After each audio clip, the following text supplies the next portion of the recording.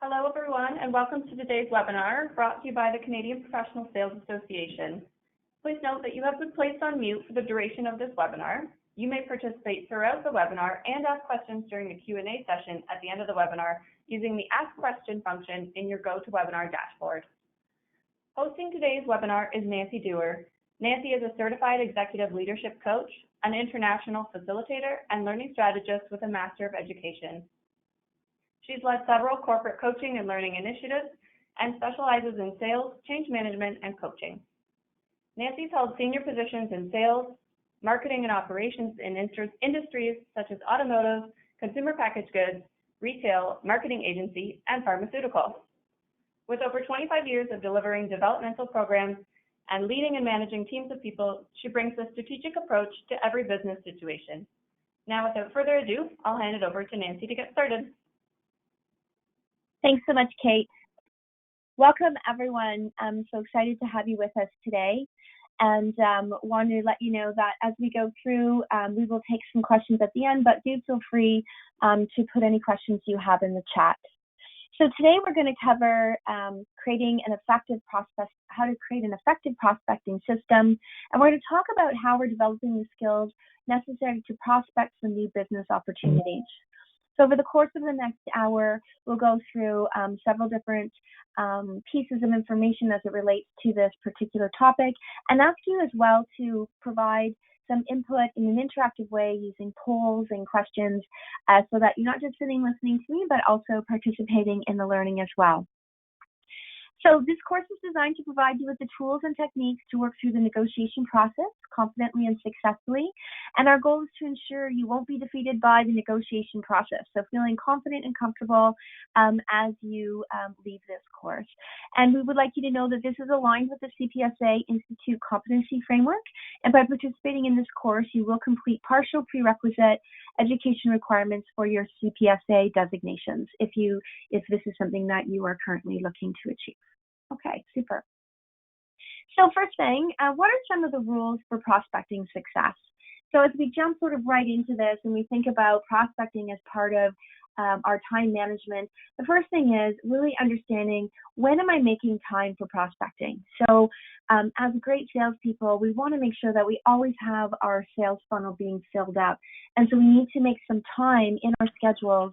And, really being very deliberate in how we set our time can also be very helpful for us. So whether it's once a month, once a week, once every couple of months, but making sure that we're actually setting some deliberate time to doing this prospecting piece that's so important for us, right? So that's something that we want to make sure that we have enough contacts to prospect on a regular basis, that you have enough to start generating those new conversations and creating more activity and generating some new customers.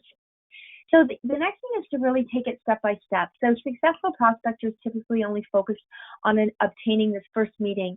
But what we want to do is we want to continue not just thinking about the first meeting and on the sale itself, but how do we actually get to the next step?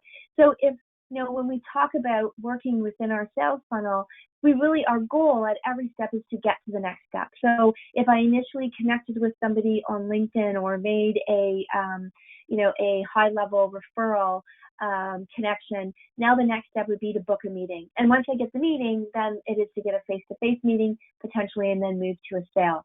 So what are all those steps that need to be taken in your process, and not jumping from one to the other, and making sure you are doing all the right things at every step to be successful. Being enthusiastic obviously is something that we want to be as part of our sales funnel at all times, but really we want to be focusing on delivering value to our customers in every interaction. So what are the benefits to the customer? What is the benefits to the prospect who you are trying to create some engagement with? Like, what is it that they might be interested in that we want to show some enthusiasm around to help them get excited about that? And then focusing on demonstrating how you can help them reach their goals and hopefully creating that preliminary interest. And really us being, having as much knowledge as we can about who these people are and what might be interesting to them is only going to help us. And that's where we really talk about being preparing thoroughly and carefully, and knowing as much as you can about their business, their typical goals and challenges, maybe how you've helped similar organizations as theirs, anything that you might know about industry or research that you can get ahead of time. That's really going to help you come across as being knowledgeable, credible in your space, and again, creating some of that interest potentially to move forward to your next step. And the next thing is to really be prepared to deal with rejection. We know that when we're prospecting, we're not going to win them all. And so what we really want to make sure is that, we have sort of brought this mindset to ourselves before we go through this process, knowing that some people will be a good fit, some people will not be, and so that we are getting ourselves prepared for some of that rejection. So prospecting generally involves trying to engage relative strangers in a business dialogue, and this is not always easy. So it's not surprising that salespeople frequently face some rejection, and we must remain positive and enthusiastic in the face of this rejection. And I think we all know that. It's just really preparing ourselves as we go through step by step, and reminders that if this isn't the right timing for them, perhaps we put them on the back burner for another time, and moving forward to other prospects that might be more suited to our goals and our objectives. So when we look at the prospecting funnel, we first start with the marketplace, and successful new business development requires careful planning and organization. And a tried and proven method of organizing this process is called the prospecting funnel. And it starts with, at the top there, the overall marketplace. The prospecting funnel that we're showing here is a 4-stage process, starting from the broader global marketplace and narrowing down through the 4 steps to all the way to really a new customer. And by then, that new customer, we're pretty sure that we're going to be making a sale because we've done all the right things through the steps, so that we're fairly confident that we'll be able to move forward. So the prospecting funnel achieves 3 important objectives. It organizes all the prospecting activities. It causes the salesperson to focus efforts on maintaining a constant flow of new business, so that what we don't want to ever happen is to not have something in our funnel, that our funnel runs dry. And if any of you have ever had that happen to you, you've probably learned a valuable lesson about keeping this prospecting funnel constantly full and moving through to make sure that we have people in there that we're ready and able to have some conversations with. And it provides an objective way also for us to distribute our time. It's also a way to avoid the fear of rejection and also sometimes procrastination, because we know that as we start to filter them through the funnel in the different stages, there's certain tactics and activities that we want to make sure that we're doing to ultimately get them to become one of our customers. And so it gives us a chance to look at, who do I have, what's the timing, when do I need to follow back up, all of those great things, and it helps us to continue to move that funnel forward. So the marketplace is really the global marketplace as a whole, and this can be, for some of you might be different than others, but really all countries, all industries, and is located above the funnel. In most cases, this marketplace could be is too broad a starting point for your business. Sometimes you're already a little bit more refined to the target market, but really we just want to keep it open to recognizing where there may be some suspects that initially you may think are not going to be potentials, but keeping that open and making sure that you're not missing any opportunities. So when we talk about suspects are those accounts that may have a need or interest in your product or service. And that's really what our task is to really identify who those suspects might be.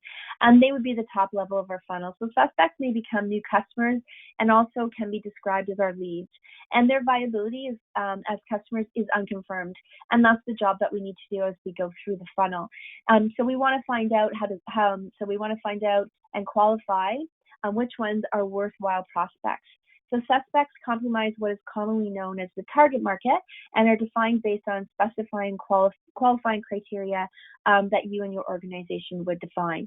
So as we look at our target market, and we might know or have a really good view of who that might be, sometimes we might want to expand outside our target market to see if there's other suspects that we may be missing.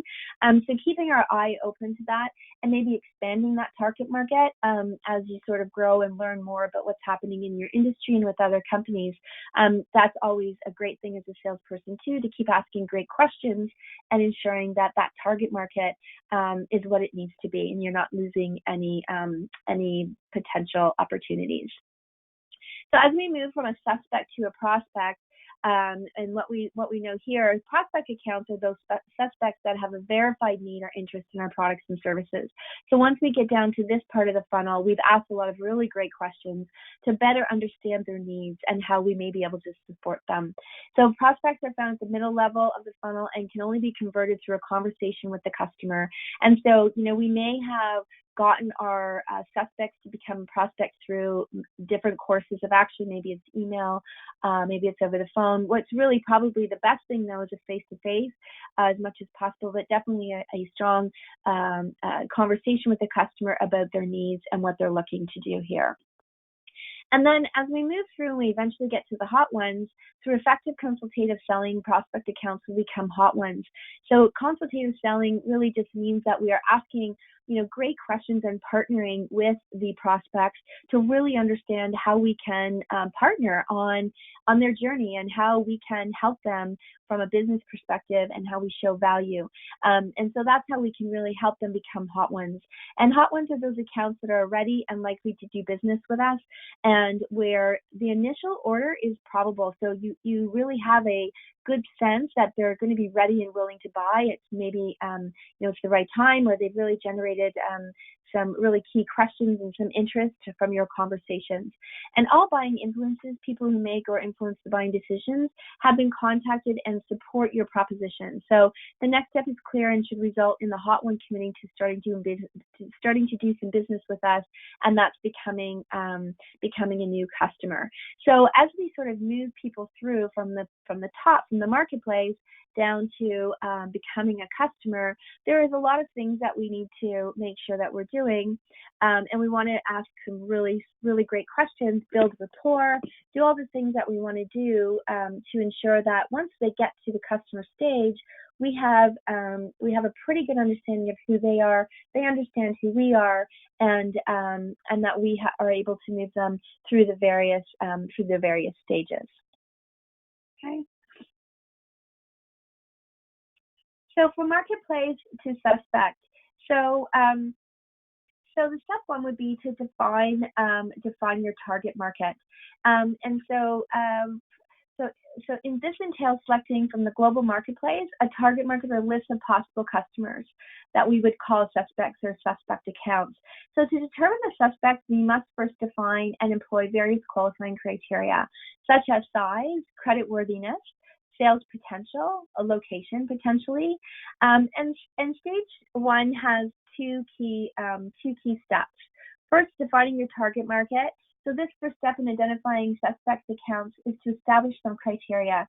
So this could include things like your products and services, the customer's organizational structure or size, or maybe it's geographical location, or maybe it's defining that target market based on some criteria of what's happening in the industry or research that you are aware of, or other companies that you're working with, and you get a sense of who else might be working in that space that could be a potential for your target market. And then lead generation, so once we have defined the ideal target market, it's time to get some suspects into our funnel. And so we can employ many means to identify suspect accounts and generate leads. And historically, the primary method has been cold calling from lists of potential suspects. In today's marketplace, it does kind of demand us to be a little bit more flexible and using other approaches. So performance support initiatives represent a lead generation strategy that delivers free value to participants as a way to demonstrate the value you can provide via your products and services. So there may be some other ways that you can get lead generation. Some of you may be using LinkedIn, some other social media strategies. There may be some other strategies that you have in place, but really we want to really do some brainstorming around what are the best ways to lead generate and have a strategy that we can actually start getting people talking and us being able to qualify people into our funnel.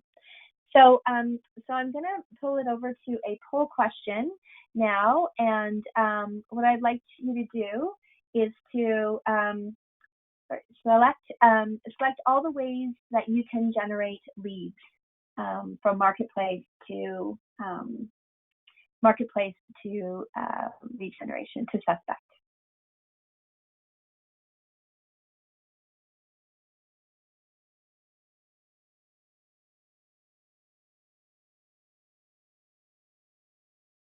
Can everybody see the poll question? We're just collecting responses right now. Okay, super.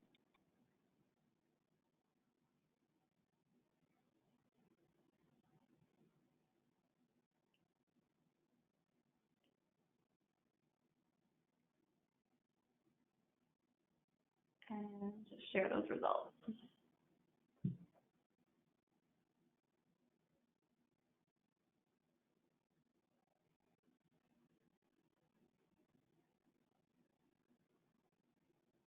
Do you see those come up, Nancy? I don't know. That's all right. So we have lots of participation on all of the answers, which you know is correct. So 83% of people said email, 97% said social networking, 63% said webinars, 97% said referrals, and 80% said seminars. Fantastic. That's great.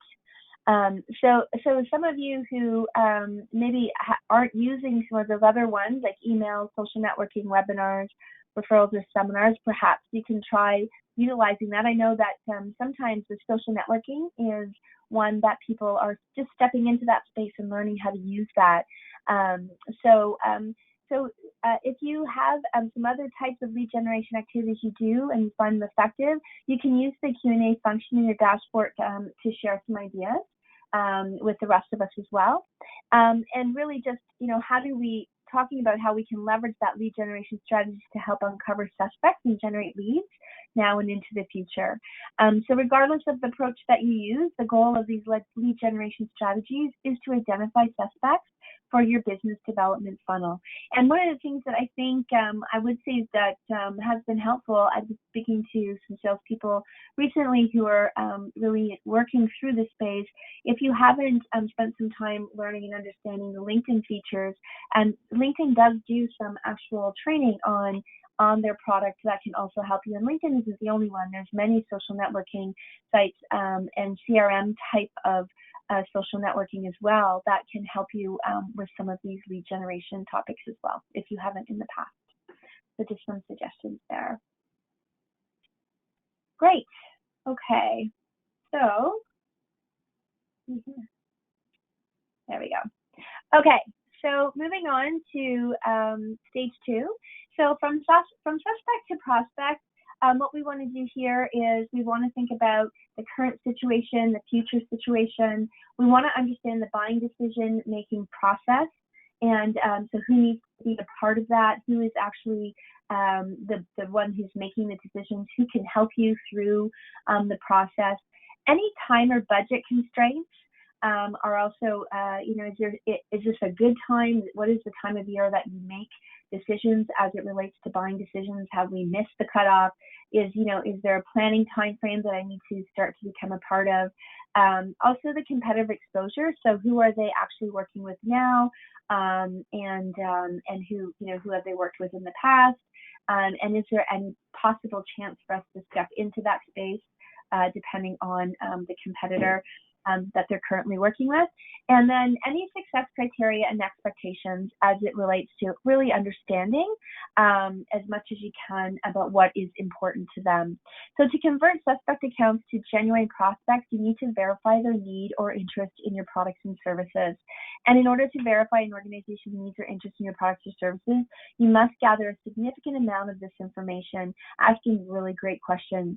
And this is sometimes referred to as preliminary needs research or qualifying. So when we're qualifying at this stage, we are really looking at general information on the suspect account, its product, services in the industry, their future plans, determine how decision-making processes work, find out what role time and budgets might play in their buying process and how you can fit into that. And ideally understanding their competitors, and also you should know what criteria that they're going to use to decide on who they're going to do business with, what do they look for, and what has been successful for them in the past. So there's a number of different ways to acquire information to convert a suspect to a prospect. Again, sometimes it can be done by research. Sometimes if you have a CRM system, there is some information that's at your disposal there that you can look through from the past, and also really talking to your network, understanding maybe there's other people who have worked within that particular company that you can use or leverage. And again, just any research that you can find as it relates to the company, what's changing in their industry, and being ahead of any trends, etc., can really help us in our conversations. And as we start to ask really great questions, it'll help us to really qualify those people and determine whether or not they can move through to the next part of our funnel. Okay. So one of the things that we like to talk about as it relates to determining our priorities and how we spend our time and how we actually determine who we're going to work with is to really think about our return on our time invested, or ROTI. And this is really something for you to think about. How am I spending my time and who am I spending it with? And is it really helping me meet my my profit goals? And is there actually a return on the invested time that I'm making? So for example, you talk to some salespeople and they'll say, even though the customer only does a small volume per year, I still spend, I still see them every month because they're a good customer, right? And so when we sort of pull ourselves back sometimes and say about who am I going to actually spend time with, we really need to look at who is going to help us with our goals and objectives and help us meet those profit targets. And sometimes that means adjusting the time you're spending with customers that maybe don't have as much opportunity, or potential customers that don't have as much opportunity. And so asking those key criteria questions is really key for us to understand what opportunity could they really be for us, and that will help you determine how much time I actually spend with this particular customer. And so to determine relative priority of a given sales opportunity, you can use this ROTI, which compares the estimated gross profit of a current or prospective account against the time required to manage or secure that account. And I think really, sometimes there may be some guessing here, some estimating here. Obviously, we're not going to know all of the details for sure, but it should give us some indication of where we're working through, and what the guidelines might be, and what the opportunity might actually look like. So when we calculate this, we have to remember that any direct expenses required to secure the new revenue from a prospect account must be included in that cost of goods sold. So this could be things like samples, warehousing, shipping, manpower, anything that is over and above that we really need to ensure that we're entering into that cost. What is it going to really take to secure this customer and do some business with this person? So making sure that all of those things are included, it becomes part of your return on investment or return on time invested with this particular person that you're considering to move through your funnel.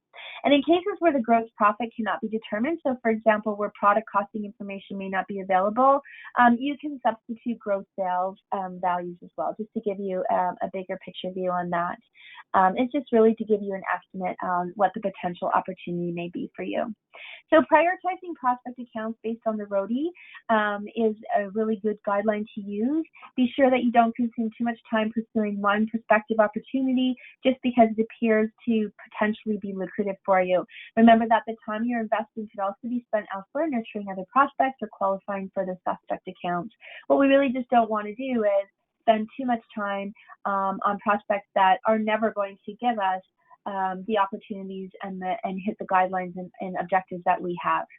If you'd like to learn more about ROTI and dig a bit deeper on the formula, you can check out the virtual training webinar recording in CPSA's Learning Hub called How to Make Territory Planning Work for You.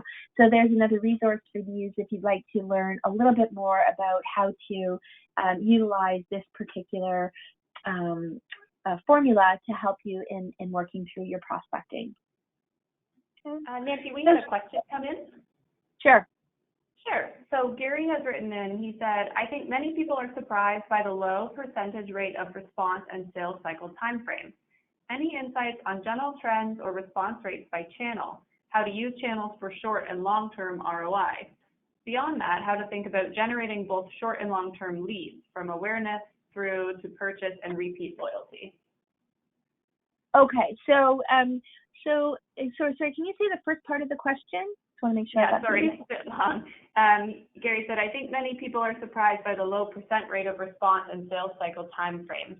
Any insights on general trends or response rates by channel? Yeah, I think that's a really great question. I think that that is something that really, as you are in your particular industry, you will get more comfortable with what those response rates should be. And I think that creating that for yourself and saying that's normal for me. I get a 3% return or a 5% return, and that's something that is hard to talk about. It is very industry specific, and if you've been in an industry where the leads come faster and they are also, you even generate them into customers faster, it's more difficult from a longer sales cycle process to be comfortable with a smaller percentage coming in. But it doesn't mean that that's a bad thing. It just means if you're qualifying them correctly and there really is a genuine opportunity, a smaller percentage is fine as long as you're getting the right prospects into your funnel. And so that's where your strategies and techniques around what questions am I asking? Am I getting to the right people? Do I really know who the buyer is? Have I asked a lot? Have I asked a lot of questions around the selling cycle and who needs to be a part of that process? All those great questions is only going to help us make sure that we're feeling comfortable with the percentage return that we're getting. So yeah, so I don't know if that answers your question because I think it is very industry specific, but I think as you go through, it's something that you will get accustomed to understanding you're in a range that is comfortable for you for your particular industry and product lines. Hope that helps. Okay, so just sort of moving forward on stage 3, so talking about how we're moving from a prospect to a hot one. And here what we really, we talk a lot about, we're in the middle of the funnel here. And so we've done some great work to qualify the prospects, and we're probably pretty hopeful at this point that they're going to actually become a customer. So there's been some good positive signs on things that you think there's going to be a good link between your products and the company. So this is really where prospects will become hot ones when you successfully apply those consultative selling skills and the results of the needs research. So this stage of moving a prospect to a hot one includes the following activities. So developing a contact strategy. So when am I going to contact them? Why? How am I going to contact them? In what medium? What's the best way to do so? Analyzing the account and assimilating the pertinent research information. So really, understanding more from their perspective what was important, learning more about those particular areas, researching a lot about the industry, about the company, about different people in the company, the roles that may be affected, who you need to work with and why, and really just doing some really strong research on and really understanding who this customer potentially could be. And developing a competitive advantage statement. So here what we're going to talk a little bit later about is the competitive advantage analysis table, which is later in the section. But really what we want to do here is really determine what is it that we have as a competitive advantage. When we think about if we've done some research on the competitors, the current competitors, what do we have to offer? And it's almost like a unique value proposition, right? What is that competitive advantage statement that I want to have handy for me so I can continue to articulate that when I'm having conversations with this prospect, making sure that I'm helping build my credibility, my rapport, and really making them feel comfortable that I have something to offer to you that can really be beneficial for you, for your company moving forward. And so being really clear for yourself on what that competitive advantage statement is, and being very comfortable to articulate it as you move through. And that would be really even scripting a telephone call. This could be part of, just preparing to have my calls with the prospect. I create myself a script, and in the script, I'm going to ensure that that competitive advantage statement is well designed, right? And I'm comfortable and going to make sure that I hit the key pieces as I move forward. And then, of course, it's getting the appointment. And then developing the first visit strategy would be the next step, making the first visit, and then conducting any other subsequent visits that are needed in order for you to prepare a potential business case proposal. So really making sure that as we go through some of those steps with the prospect, this is really where we built a lot of great rapport and credibility enough that the prospect is feeling like it's worthwhile for us to spend more time together and go through the process of really determining how might we work together, what does that look like, and maybe even putting that business case together. So the rate of conversion from prospect to hot one is generally much higher than from suspect to prospect. And in fact, as a potential customer moves down the funnel, your chances of further progress increases substantially. However, conversion during this transition is rarely 100%. So we still have some work to do here. And what happens generally through this process is that other things come to light, things that you didn't initially find out as you were working through from a suspect to a prospect, or maybe some situations about the company and their buying, their procedures or specifications that they require all of a sudden come out and it's not going to work. Or, sometimes budgets just get pulled, right? So you just never know if that's going to 100% convert. But hopefully we've done a good job and we get a fairly high ratio here once we're at the prospect level, because you would have spent quite a bit of time and investment in this customer, and so hopefully we're going to get that conversion. So for example, you may not be able to move the prospect down the funnel because of a lack of information. In this case, you might have to continue to plan and work the account more carefully, find some other creative ways. Another obstacle to conversion may be that the prospect's strategic plan has changed.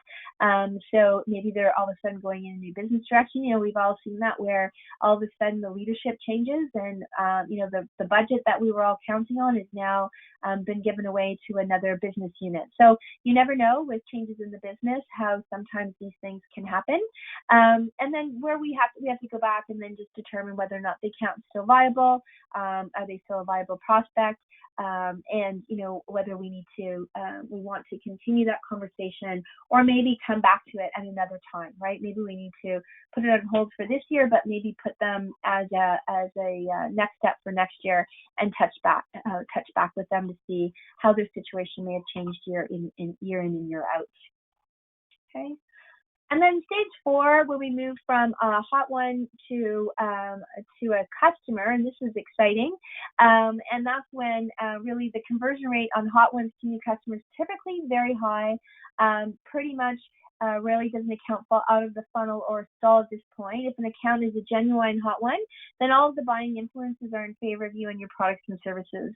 And when a hot one does not convert to a new customer, it's usually the result of objections that weren't covered during the consultative selling visit. So it may also be because of other obstacles that were not initially detected or handled that may come to light as well. So again, just utilizing that consultative selling approach, which is really, how do I meet you and show value to you as a partner, and how do we start to partner moving forward, and how we go to business together, and really understanding all of the concerns, questions that you can help them with as they go through this process so that they're comfortable. And one of the keys to successful business is understanding and managing your funnel flow. So for example, let's say that you may have many hot ones, few prospects, and many suspects. So chances are you will eventually run out of the hot ones, right? Once they become new customers, that's what we want to happen. And since there are a few prospects to progress down the funnel, a dry period in new business generation may result. So this is where, making sure that we have some time management around managing our funnel, coming back and making notes for ourselves to say, okay, who do I have that are suspects that I need to move to prospects? When am I going to do that? And what are the tactics and things that I need to do to make sure that I can start moving them further down in the funnel? And the resulting variation in business volume really helps in achieving maximum profitability, which is why each stage of the funnel requires active management. So continuing to look at, what stage am I at, suspects or prospects? What do I need to do to move them to the next level? What are the questions? What are the concerns? Or what are the things that I need to understand more clearly about either this customer, their needs, the buyers, or anything about the organization that's really going to help me qualify them and get them to the next level. So we had a question come in. Yes, go ahead. All right. So Isaac reached out and they asked, is it ideal to move a suspect to hot ones based on information gathered? Yeah, I think really that prospecting piece is for us to validate, right? We really want to have that customer meeting to validate whether or not they're actually a prospect that would become a hot one. Because I think from a suspect to a hot one, there could be a lot of information that we just haven't had a chance to cover. And so that missing that step may affect you later on when you try to close the deal. So let's make sure that through that step-by-step process that we are covering off as much as we can so that we move to a successful yes when we actually do propose our business proposition. Okay, so the prospecting funnel is a valuable tool that can help direct our efforts to achieve a consistent flow of new business and maximize territory profitability. And again, I think that when we start to classify people or potential customers into various parts of our funnel, it becomes really clear to us what are the next questions or things that I need to do to really move them into the hot ones, and how do I help convert them, and what are the next steps from a research, booking meetings, asking the right questions. What are the things that I need to know to really continue that flow and keep it moving forward? So in the summary slide here, the prospecting funnel is a tool that helps representatives manage their business creation efforts in 4 stages. So selecting a target market, so understanding who our target market might be, so suspects from the overall global marketplace, and updating that regularly, keeping our minds open to new opportunities as it relates to target market. Qualifying suspects as prospects, so asking great questions using a consultative selling approach. Developing prospects into hot ones, and then obviously converting hot ones to new customers.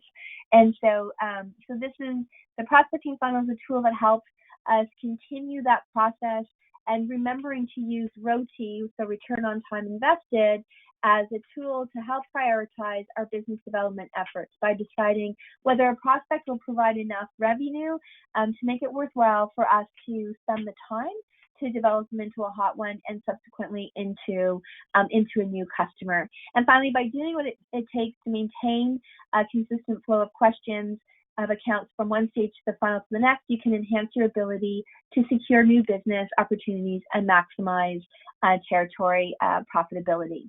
So I think we have another poll question. Kate, do you have that? Kate, do you have that? Yes. Okay, great. Thank you.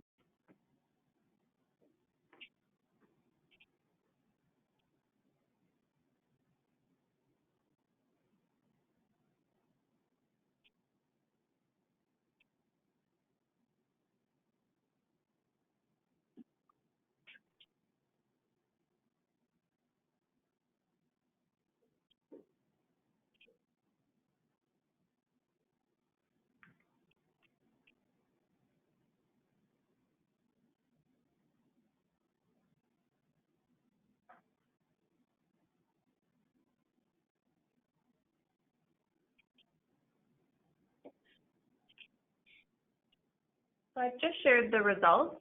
Would you like me to read them out, Nancy? That'd be great. Thank you.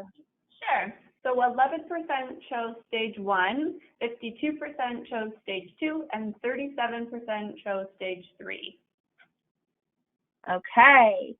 So stage 3 is the correct stage from prospect to hot one. So Al's making a call script design to get an appointment with a potential client, and so he would be in from prospect to hot one because we are trying to actually work with a potential client and get that appointment. So that would be stage 3. Thank you, Kate. Awesome. Okay, so moving on. Any questions that you might have? Please put them into the chat. We can answer those. And while you're doing that, I'll just review the upcoming virtual training sessions. So July 25th, we have Improving Sales with Positive Self-Talk. So this talks all about mindset and how that can really help you. And then October 16th is Communicating to Influence Buyers. So those are 2 upcoming virtual training sessions if you're interested in any of those. And then also just a review of your passive certification. So we have a few other courses that are available to you. So Mastering Objections, Negotiations, and Closing, Advanced Prospecting, and Strategic Account Management are all 3 courses that are part of the Master Selling series that you may be interested in taking as well. Okay, any questions come through? We haven't had any yet. We could wait a couple more seconds and see if anything's come to anybody's mind. Okay, great.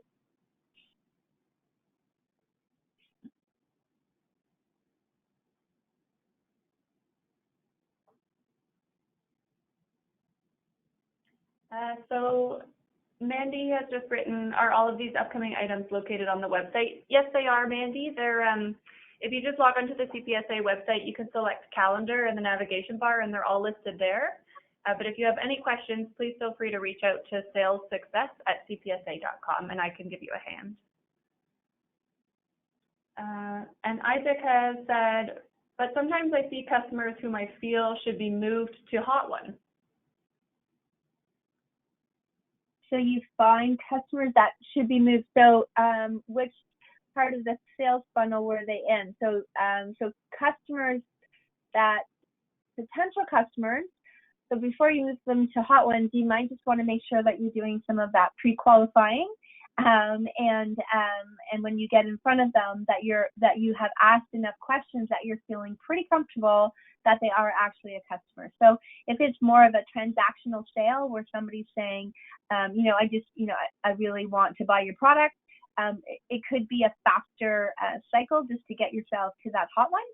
But you still want to ask those questions, right? Because we want to make sure we understand payment terms and anything else that we need to know that we can actually make that sale successful when it happens.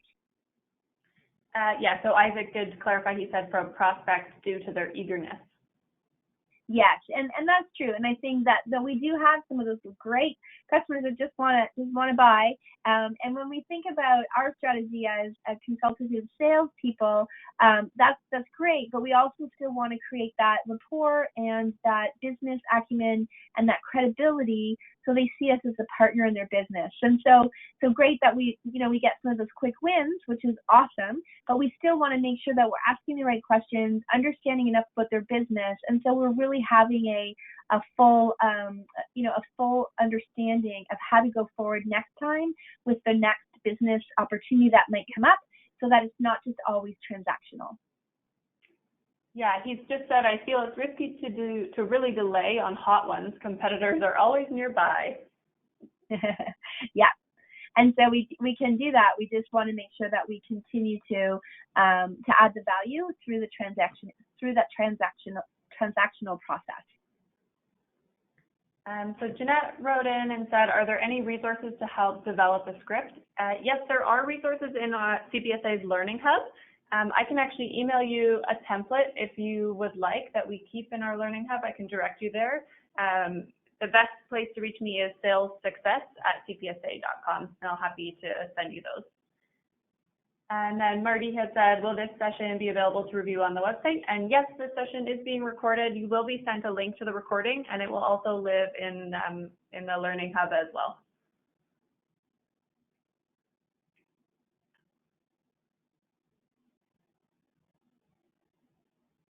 Let's just see if any more come in. Mm-hmm.